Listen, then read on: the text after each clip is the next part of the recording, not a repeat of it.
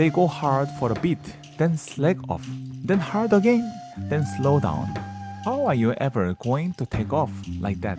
You have to run hard consistently until you reach that critical point.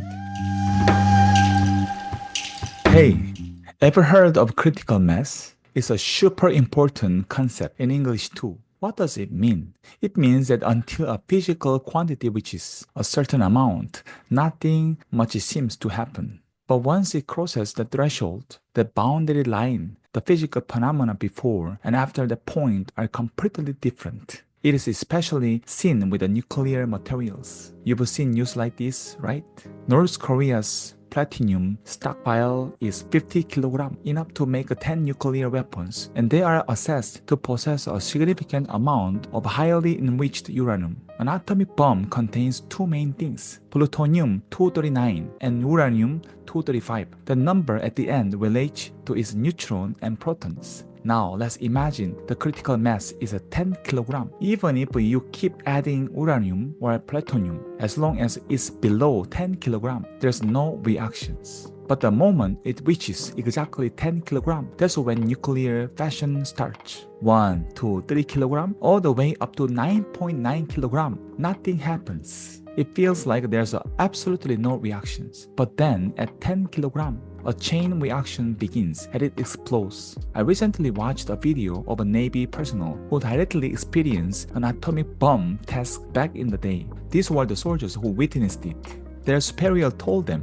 when the bomb goes off, close your eyes and bow your heads. And when the atomic bomb detonated, a wave of intense heat passed over them. According to their testimonies, even though they were crouched down with their eyes shut tight, they could see their own bones through their closed eyelids, like an X-ray passing through them. That's how terrifying the power of an atomic bomb is. So how does a nuclear bomb work? Let's stick with the 10 kilogram as the critical mass. They might take, say, 5 kilogram of plutonium-239 and keep it separate from another 5 kilogram of uranium-235. Separately, they are below the critical mass, but then they suddenly force these two pieces together into one container. Now it's a 10 kilogram, right? That's when the nuclear bomb explodes. Below the 10 kilogram, before the critical state, nothing happens. Only after crossing the point do results appear.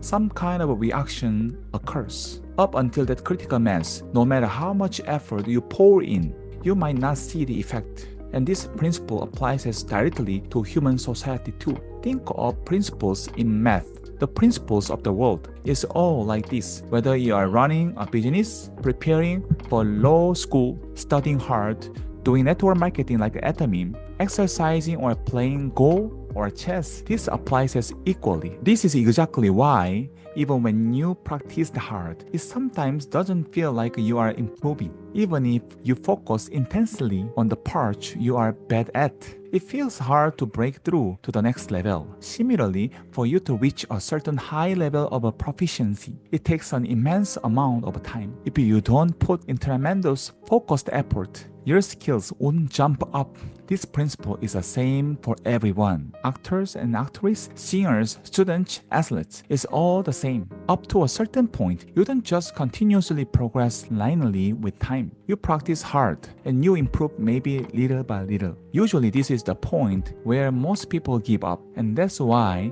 they experience failure. You need to have the perseverance to put through until you reach that critical state. But most people don't make it. Strangely, though, once you do cross that critical state, suddenly there's an explosion. Success happens abruptly. It happens suddenly, often without you or even me realizing this exact moment. What occurs in these physical, natural phenomena happens exactly the same way with the human endeavors. Have you heard of the power of doubling, of the multiplier effect? The multiplier doesn't get huge right from the start. For a certain period, it doesn't seem to grow much at all, but toward the end, it grows explosively. For example, here's an A4 sheet of paper. If you could fold it 50 times, how thick would it be? Let's remember, a state of 100 A4 sheet is about 1 centimeter thick. If you fold the paper once, you get 2 layers, right? Fold it again, you get 4 layers. Okay, let's imagine you fold it 10 times. How thick do you think it will be? Fold it 10 times and it's about 10 centimeter thick. Okay, now what about folding it 20 times? You thought 50 centimeters?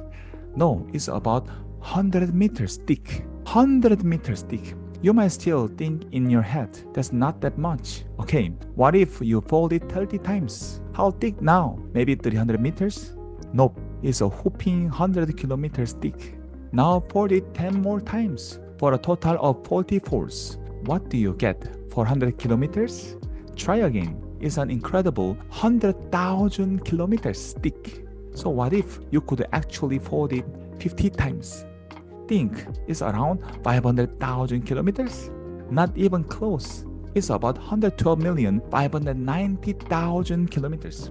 What if you manage one more fold 51 times? That's roughly 225 million kilometers. Do you know the distance from the Earth to the Sun is about 150 million kilometers? If you could fold a piece of paper from your home 51 times, you'd probably have made it to the Sun and be on your way back. Initially, this multiplier effect doesn't seem like much. At first, it looks trivial, insignificant. But after a certain point, when it meets that critical mass, that tipping point, it just explodes upward. When you are doing atomy business, maybe you sometimes wonder, when on earth am I going to succeed? This initial period often feels quite long, right? With a few visible results. You might think, I just cannot do this anymore. I'm talking about those challenging times. Think about an airplane taking off. It has to race down the runway with the full power to get airborne. If the runway is too short, accident happened. For a plane to fly, it must cover a certain distance at maximum effort. Some people on planes get nervous during takeoff, thinking, are we going to crash? And in fact, takeoff is the most dangerous part of the flight.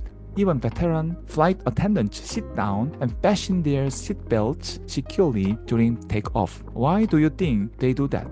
Because that's the hardest and riskiest phase. But once the plane reaches a certain cruising altitude, that critical point has been passed. Then they serve food and drinks. You can get up and go to the restroom. You can relax and do what you want. But if the plane doesn't reach that critical point, achieve the necessary speed and lift, it can never fly. Then there are people, right?